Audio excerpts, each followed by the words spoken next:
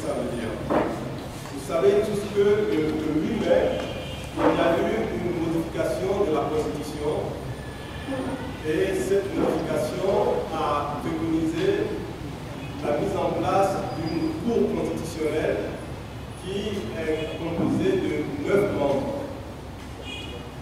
Et en décembre, nous avons tous assisté à l'installation d'une Cour constitutionnelle qui est composée de 6 membres.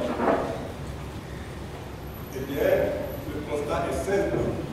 La Cour constitutionnelle qui a été installée par le chef de l'État est une Cour constitutionnelle illégale. Et par conséquent, tous les actes qui seront posés par cette Cour constitutionnelle seront des actes illégaux. Et bien entendu, l'élection présidentielle qui arrive, eh bien, gérée par cette Cour constitutionnelle, cette élection présidentielle est une élection illégale. Ça veut dire que le Togo ne pourra plus disposer d'un président de la République qui soit légalement installé. Quand c'est comme ça, qu'est-ce qui se passe? Ça veut dire que nous nous trouvons dans une exception constitutionnelle et la seule solution qui puisse être amenée à sortir le pays de cette ornière, c'est deux choses possibles. Soit on trouve un accord qui permet de relancer la machine politique et cet accord va permettre de résoudre bon nombre de problèmes. Mais jusqu'à présent, les Togolais n'ont jamais réussi à opérer une réforme qui puisse satisfaire le peuple. Et nous pensons que la situation que le gouvernement togolais a créée est très dangereuse pour le pays. Et la solution que nous pensons être la plus adaptée, c'est celle qui consiste à régler les problèmes de manière consensuelle, c'est-à-dire à se donner le temps de régler les problèmes qui sont très complexes. Il ne s'agit pas de sujets que l'on peut régler en 2 heures ou en une journée. Il faut se donner le temps de les parcourir un à un, de discuter, de trouver un consensus, parce que ce sont des sujets d'ordre constitutionnel, ce sont des sujets d'ordre institutionnel, ce sont également des sujets qui remettent les différents aspects de la vie du Togo. Il faut du temps pour que ces sujets puissent trouver des solutions de manière apaisée. Eh bien, il n'y a qu'une transition qui puisse permettre ça. La transition que le gouvernement togolais a toujours refusée, eh bien, ils ont créé eux-mêmes une situation qui nous impose cette transition. À moins de faire comme ils ont l'habitude de faire, c'est de passer en force et d'obliger les Togolais à se coucher et à marcher sur les Togolais. Mais je pense que la grande majorité des Togolais aujourd'hui ne sont pas prêts à accepter que, après nous avoir imposé des gouvernements qui ne sont pas légitimes, les Togolais ne sont pas prêts à accepter qu'on leur impose un gouvernement illégal. Et justement, cette question de l'égalité, elle est très importante. Parce que le gouvernement togolais s'appuie toujours sur cette notion de l'égalité pour justifier pourquoi quelqu'un qui a déjà fait 3 mandats puisse encore faire un 4e mandat. Et j'ai le droit, c'est légal. Donc je respecte la loi et je peux être candidat. Soit. Mais respecter la loi dans toutes ses dimensions, et notamment celle qui consiste à mettre en place une Cour constitutionnelle composée de 9 membres. Si vous ne pouvez pas le faire aujourd'hui, parce que le Sénat n'existe pas, et qu'on ne peut même pas organiser une élection pour mettre en place le Sénat, puisqu'il n'y a pas de Cour constitutionnelle pour gérer une élection, eh bien, nous tournons en rond et nous n'avons plus aucun autre choix que de nous asseoir et de décider de mettre en place une transition apaisée pour régler les problèmes politiques du Togo. Alors, excusez-moi, vous dites comment, vous demandez comment y arriver. Mais comment y arriver, il n'y a pas de miracle. Quand les Togolais disent nous ne voulons pas qu'on nous impose quelque chose d'illégal, les Togolais vont se donner les moyens de faire en sorte qu'on ne puisse pas nous ridiculiser sur le plan international avec un chef d'État, un président de la République illégal, un gouvernement illégal, et que tout le pays navigue dans l'illégalité. Ce ne serait pas acceptable pour le Togolais.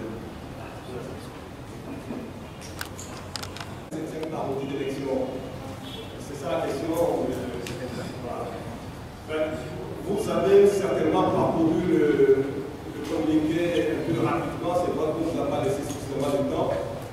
Mais je dois simplement dire que dans ce communiqué, nous avons souligné que le peuple togolais a consenti énormément de sacrifices. Énormément de sacrifices. Malheureusement, nous n'avons visiblement pas pris en compte tous les facteurs de réussite de la lutte. Et c'est à ça que nous appelons aujourd'hui. Ce sur quoi nous devons porter notre attention, c'est de faire en sorte que les ingrédients qui ont manqué à la lutte pour que la réussite soit au bout, on puisse travailler sur ces ingrédients pour compléter la démarche qui est menée jusqu'à présent en matière d'organisation, en matière de stratégie, en matière de relations diplomatiques, en matière de tous les points où nous avons été faibles, ou en tout cas pas suffisamment outillés. Nous devons travailler sur ce point-là pour que le prochain sacrifice que le peuple togolais va consentir puisse conduire à l'aboutissement final de cette lutte. Voilà une des raisons qui peuvent justifier que nous en soyons encore aujourd'hui à la 7e occurrence des élections qui sont en fait des parodies. Vous dites que la rue ne répond plus. Et ça me renvoie en 2015-2016, on disait exactement la même chose, que le peuple est fatigué, que c'est la résignation, que plus personne ne veut mouiller le maillot. Est-ce que je me trompe? Tout le monde le disait. Et puis, un jour de 19 août 2017, eh bien, nous nous sommes tous réveillés avec un peuple qui est dans la rue, déterminé jusque pendant plusieurs mois, et de manière soutenue et continue. Le peuple togolais a encore indiqué qu'il était debout et qu'il était dans la contestation de la gouvernance qui était en place. Donc, le peuple togolais n'a jamais fait défaut à la lutte. Il a toujours répondu présent et il a toujours consenti énormément de sacrifices. Il nous revient, à nous responsables, leaders d'opinion, leaders politiques, il nous revient de créer les conditions pour que ce peuple puisse s'exprimer de nouveau. C'est pour ça que, aujourd'hui, dans notre déclaration, nous ne sommes pas venus dire que ce sont 3 mousquetaires qui vont changer le monde. Non, ce n'est pas ça notre discours. Ce que nous disons, c'est que nous devons, en tant que citoyens, et je réponds en même temps à une des questions sur le pourquoi nous nous exprimons en nom propre et non au nom d'une organisation. Nous sommes là en tant que citoyens et nous nous adressons à des citoyens, qu'ils soient dans une organisation, qu'ils soient quelqu'un qui ne milite pas, qui n'a jamais milité, mais qui est un citoyen préoccupé par le sort de son pays. Nous nous adressons à tout le monde pour que tous les Togolais réfléchissent et rentrent dans l'action qui nous permettra d'atteindre les objectifs. Et comme vous le savez tous, la grande majorité, la très grande majorité des Togolais veulent que les choses évoluent dans notre pays. Nous avons la responsabilité de lui donner l'occasion d'être efficace dans sa lutte. L'efficacité, c'est l'atteinte des résultats. Et je pense que la configuration que nous avons aujourd'hui et l'environnement politique et constitutionnel que le gouvernement a créé impose que nous puissions chercher la voie de la transition pour trouver les solutions à notre problème.